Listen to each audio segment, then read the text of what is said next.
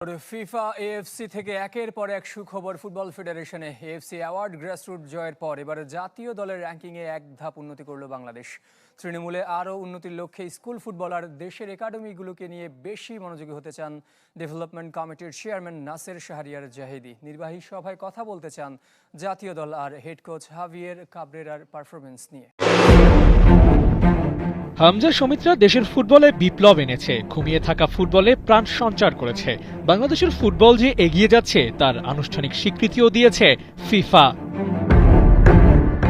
ভক্তদের আক্ষেপ র্যাঙ্কিংয়ে বাংলাদেশ কেন পিছিয়ে, তবে এবার সময় এসেছে সেই আক্ষেপ মেটানোর। একটু একটু করে উন্নতি করছে লাল সবুজ। গেল ৬ বছরের মধ্যে ষষ্ঠবারের মতো র্যাঙ্কিংয়ে সেরা অবস্থানে এসেছে বাংলাদেশ। ১৮৪ থেকে এক ধাপ উন্নতি করে ১৮৩তে গিয়ে পৌঁছেছে জামাল ভুঁইয়ারা।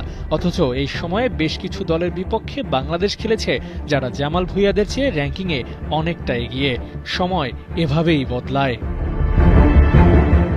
লাল সবুজের প্রতিনিধিরা যে ভালো ফুটবল খেলছে তার প্রমাণ মিলছে পরিসংখ্যানে।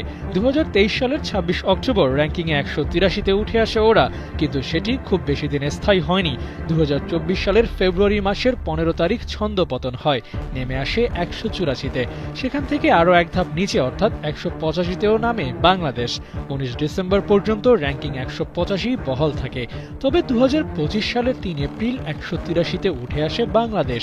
মাঝে ছন্দপতন হলেও ঠিকই নিজেদের জায়গা খুঁজে নিয়েছে হামজা সমিতরা। এই অবস্থানে পৌঁছে ভক্তদের জন্য যেন আশার খবর জানিয়ে রাখল হামজা সমিত জায়ান্টরা। ভারতের বিপক্ষে ড্র, ঘরের মাঠে ভুটানকে হারানো, হংকং চায়নার বিপক্ষে দুর্দান্ত কামব্যাক, সবকিছু মিলিয়ে বাংলাদেশ দল ভালো ফুটবল খেলে নিজেদেরকে শক্ত প্রতিপক্ষ হিসেবে তৈরি করেছে। আর এটাই ওদের র্যাঙ্কিংয়ে উন্নতি করতে সহায়তা করেছে। আর এই পরিবর্তনের নায়ক যে প্রবাসী ফুটবলাররা তা বলার অপেক্ষা রাখে না। হংকং চায়নার বিপক্ষে ফলাফল পক্ষে আসলে র্যাঙ্কিং নিয়ে আরও ভালো খবর হয়তো দেয়া যেত। তবে গেল ৮ মাসে দেশের ফুটবলের যে পরিবর্তন হয়েছে তাতে আশা করা যায় অদূর ভবিষ্যতে বাংলাদেশের ফুটবল নিয়ে স্বস্তির খবরের কমতি হবে না।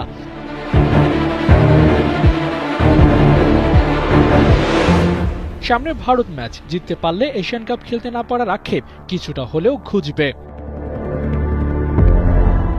হামজা সমিতরা দেশের ফুটবলে বিপ্লব এনেছে, ঘুমিয়ে থাকা ফুটবলে প্রাণ সঞ্চার করেছে।